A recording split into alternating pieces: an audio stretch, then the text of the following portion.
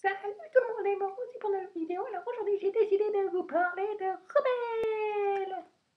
rebelles. Bon d'accord. Alors salut tout le monde et moi aussi pour une nouvelle vidéo. Alors aujourd'hui j'ai décidé de vous parler de Rebelle, le nouveau film de Pixar réalisé par Mark Andrews. Enfin bon là c'est un peu le bordel. D'abord c'était Brandon Chapman qui devait réaliser Rebelle et puis finalement il y a eu une divergence artistique et c'est Mark Andrews qui a terminé Rebelle.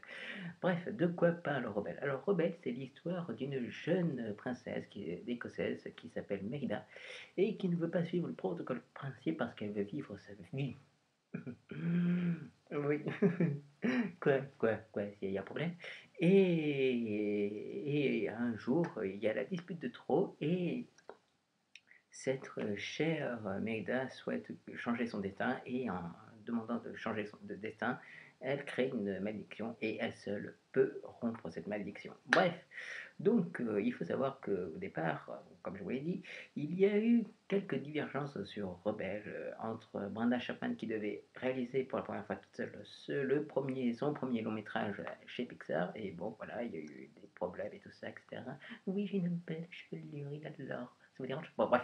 Et voilà, et donc c'est Marc Andrews qui l'a remplacé. Alors, déjà, quand il y a des divergences artistiques sur un film live, ça annonce quelque chose de pas très pas très, enfin, de très mauvais même. Donc là, quand même, quand on apprend qu'il y a eu ce genre de divergence artistique sur un film Pixar, voilà, on est là un peu à rester sceptique.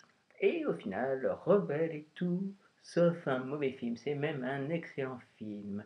Alors déjà, visuellement, c'est très beau, il faut le dire. Il faut déjà dire que c'est super beau et tout.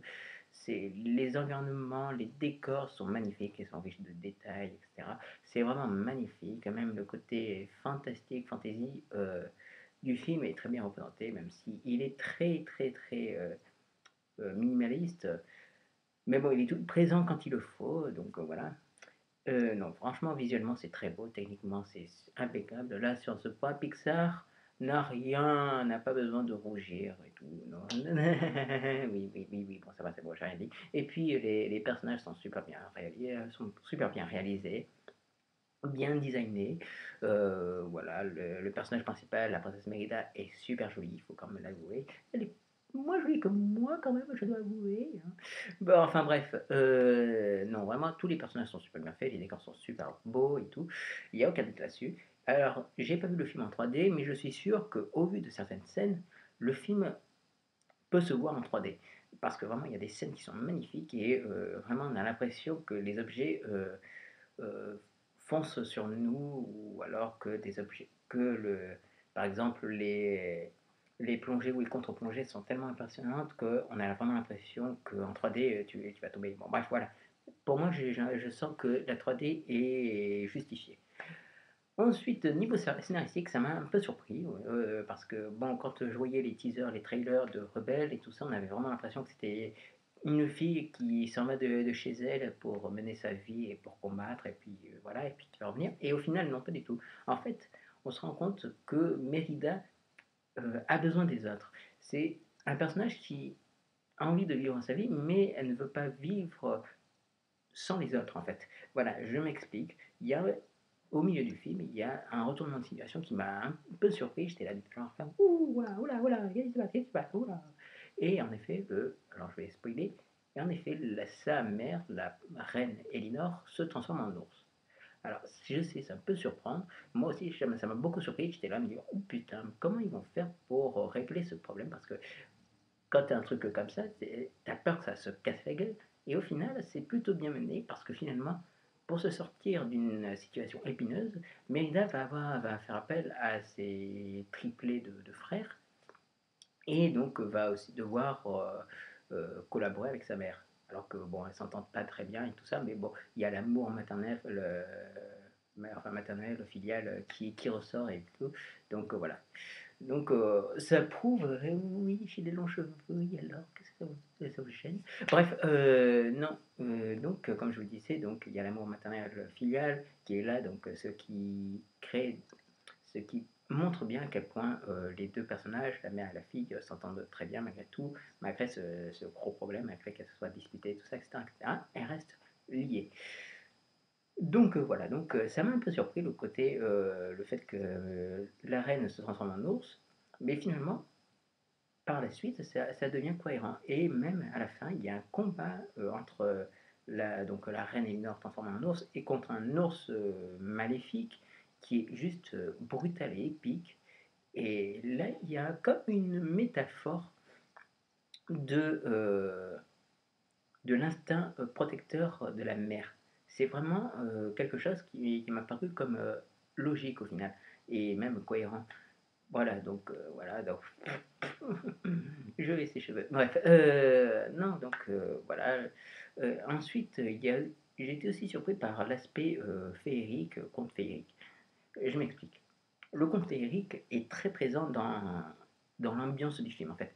C'est-à-dire que, par exemple, au début du film, la princesse Mérida, toute jeune, tombe sur des feux follets bleus.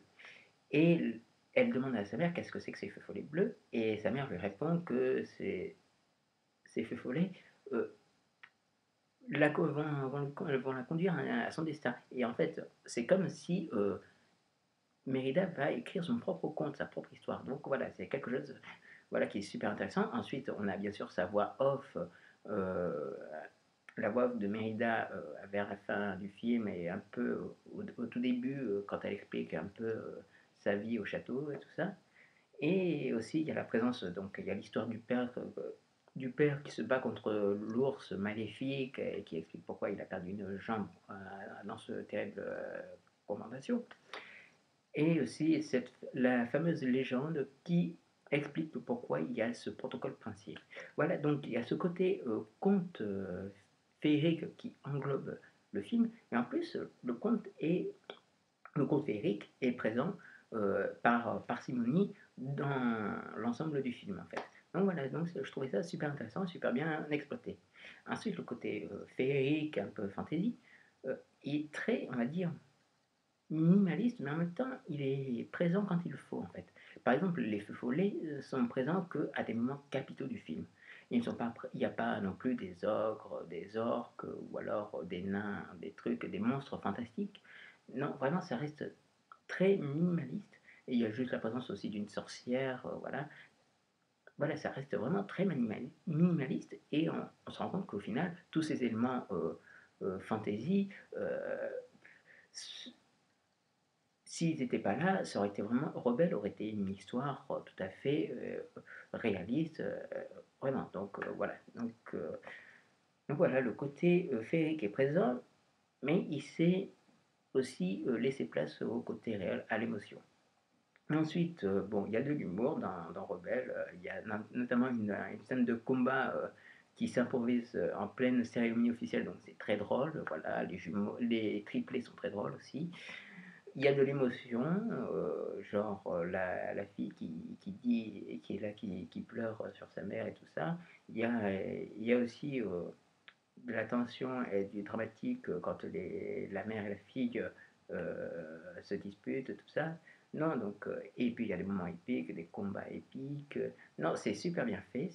Honnêtement, je me demandais ce qu'allait être Rebelle et au final, je ne suis pas déçu. Alors, la fin, elle va un peu vous surprendre, mais j'aime beaucoup cette fin parce que justement, on montre bien que Mérida n'en a pas encore fini. Elle n'est pas devenue une adulte encore. Donc, cela montre bien qu'elle doit encore se construire. Et voilà, donc, parce que je pense qu'il y en a qui vont dire, d'accord, ça se termine comme ça, mais what the fuck. Et non, honnêtement, je suis sûr que s'il y a un Rebelle 2, ça va expliquer comment Mérida va passer de adolescente à jeune femme. Voilà. Donc, écoutez, moi je n'ai plus rien d'autre à vous dire, si ce n'est que j'ai une magnifique coupe de cheveux. Et je vous dis à une prochaine vidéo. Cette prochaine vidéo, j'espère que je vais chroniquerai de ce putain de nanar qui est Donjon et Dragon puissance suprême. D'ici cette vidéo, portez-vous bien et moi je vous conseille d'aller voir Rebelle. Salut!